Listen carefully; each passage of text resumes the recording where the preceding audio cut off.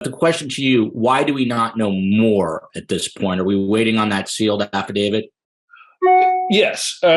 When you're conducting an investigation, law enforcement entities can't comment on their ongoing investigations. They can go and seek help. They can go and provide information that will help them say, hey, we need help. We need tips, right?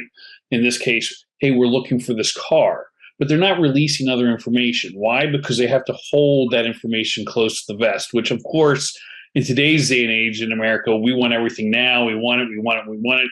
They can't give it. So once you have court proceedings, that information becomes public. So the only information that will come out on Wednesday will be contained in that affidavit that said, here's our probable cause of why we want to arrest this suspect. That will come out. In the indictment, they may add more information, and once the indictment is done and he's brought back in for another hearing, the indictment will be unsealed and we'll get even more information on why he has been or what the evidence that they have against him. And we'll continue every time there's something else that will be made public, and then we'll get the information.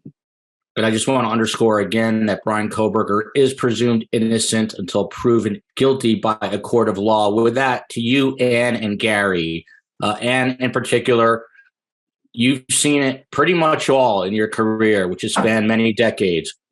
What, if anything, surprised you about this arrest?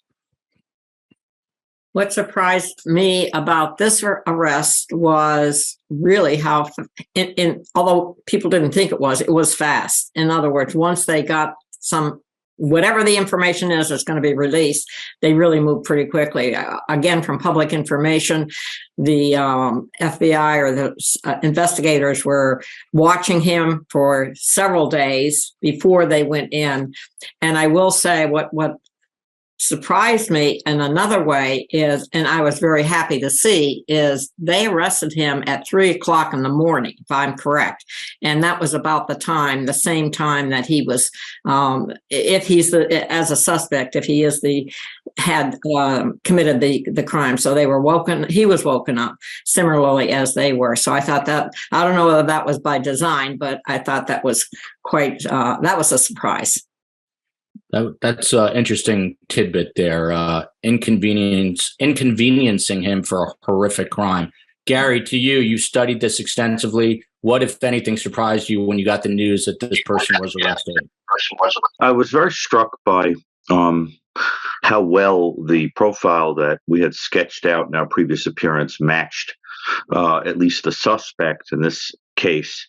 And consequently, I was surprised by how quickly he was apprehended, because the mistakes that seem to have been made, if this is indeed the killer, had an almost amateurish quality to them. You would think that somebody with this degree of ego and driven by that kind of desire, and with the kind of training that it appears this individual had, that he wouldn't have been apprehended so easily, retaining the car, for example, and things like that. And I think what it really speaks to, if this is indeed the killer, is that sometimes the ego can get so colossal that it can make a person underestimate the abilities of other people to catch you. And we had said, as part of the profile that we patched together, that for this type of individual, it's ego that causes the offense and it's ego that captures you.